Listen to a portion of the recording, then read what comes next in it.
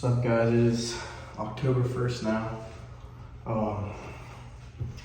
Just finished one fucking hell of a leg day. Had a really long weekend. Yeah, man, I have not been this exhausted in a while. I'm pretty low on sleep, not gonna lie. Been up pretty late, up pretty early these last couple of days for work. So this workout was kind of a struggle, but we got through it. So, yeah, so today we hit legs. Started off with squats, body weight, or bar, I guess, and then after that was 135 for 8 reps for a warm-up, and then 225 for 8 after that. And I have a video of it that I can throw in. I'm trying to work on my form a little bit. I think I have a tendency to lean forward a little bit too far and rely more on my back when I'm lifting. So I want to be more vertical when I'm squatting and let my legs do most of the work. I think a lot of it has to do with balance, or I don't think it has anything to do with underdeveloped muscles or anything, but yeah, that's something I want to work on, but I'm just starting off with lower weight. So I really tried doing that with 225, and then I bumped it up to 295 and did 6 reps for that set. And I was super gassed by the last set. For 295, I ended up just doing 3 reps. So yeah, as you can see, I'm completely sweat through this shirt. I'm wearing sweatpants right now, I can't really see, but it's hot. But after that, I went and did calf raises, warmed up with 190 for, this was on the standing calf raise, 190 for 10 reps. Then I went and did 310 for 8. And then I did 350 for 7. That was a really good calf workout. I was really focusing on the squeeze right at the top, because a lot of people will kind of drop their, pretend this is the little platform you stand on. People will drop their foot down and they'll come right here and then they'll just drop back down. But if you come here and you just give it one really hard squeeze, then you can get it that little bit higher up, and that will not only give you more of a pump, but it'll give you a better squeeze to help train with the heavier weight, because it's shocking the muscle. And so yeah, after I finished those, I went over to the shark, and I did the shark today instead of the hack squat, but I still focused on the quads. So the shark has these 2 little platforms on each side with the belt squat, as I call it, that has this fin that drops in between these 2 plates that you stand on, and it has your belt attached to it. And depending on where your feet placement is and how far forward or back you lean can affect which muscles you're isolating. So for me, when I want to isolate the quads, I get my feet as close together as possible, and you can angle your feet however you want. I had my feet angled out a little bit so that when I was going down, when my feet were together, it wasn't really hitting the hamstrings all that much. It was mostly quads, and I was making sure to drop below of a 90-degree angle. And you can adjust the chain length to do all that stuff. So it's not that big of a deal. But so yeah, I did that. I had a plate. On each side. Did that for 10 reps. No, excuse me, that's wrong. I started off with 2 plates on each side for 10 reps. Then I loaded 3 plates on each side, excuse me, and really focused on making the down movement really slow and controlled, the negative movement, and my way up was really explosive.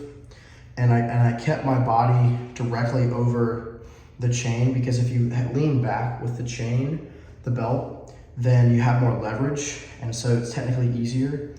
But I had it right below me, and so my knees were coming way over my feet, which is really good for isolating the quads. You can also do the same workout on the Smith machine, just fixing your feet in place and bending at the knees and not at the hips, and just doing that is also a really good way to focus squats. Because when you're on the belt squat, you don't really need to move your hips unless you're holding on to something, right? It's all movement in the lower body. Now you can you obviously have to move your waist a little bit just for balance reasons, but and for keeping yourself vertical, but not to the extent that you're in a squat with all that weight on your shoulders. After that, I went to quad extensions. I warmed up with 190 for 10. Then I did 220 for 8. Then I did 250 for 8. Yeah, 250 for 8. And then I can't remember what the weight on the full stack is, but I did the full stack. I think it's either 270 or 290. I did the full stack for 7, and then I held on the 7th rep, I held the weight at the top and did small movements at the top just to make sure I was getting that extra good pump.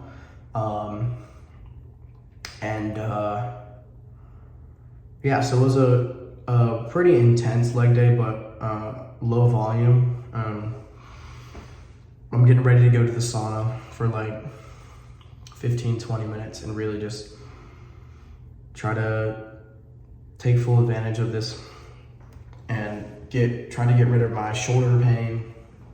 The last couple of days has been really good. I haven't really noticed much shoulder pain at all. Thank God. I really didn't want this to be a problem that lasted. I have some friends who continued to work and didn't adjust their workouts on a hurt shoulder, like a torn labrum or something like that. And to this day, they're still injured, or they have to get surgery, and they're going to be out for 3 to 4 months, or more, up to 6 months, I think. So if you do get injured, do yourself a favor. Either go see a doctor or just stop working out, and stop working out, go see a doctor. Or if you can adjust your training plan that doesn't affect your shoulder or whatever body part that's hurting, then do that. For me, on Thursday, or whatever day I hit chest, I think it was Thursday or Friday, I can't remember. I did close grip instead of doing normal size grip that I would for my chest workouts. I didn't do triceps, I didn't do my shoulder workouts. The only tricep workout I did was the Smith machine, where I had my elbows tucked and I was just pushing out and just making sure that I wasn't putting a load on my shoulder that didn't need to be there. But yeah, that was my workout for today. Weighed in at 176.5 this morning. So we're on track for weight, and eating super clean. Still, this morning I had a bowl of cereal, and then for lunch I had, what did I have for lunch? I had pulled pork barbecue with green beans and mashed potatoes, and then I had dinner. I had a cheese quesadilla with a chicken breast, a whole chicken breast, and there was 164 4-gram chicken breast, I think. Yeah, so then after I go to the sauna, I'm gonna go back and eat something. Yeah. This was a great workout. I will see you guys tomorrow for, let's see, tomorrow is back day. Yes. Tomorrow will be a nice heavy day.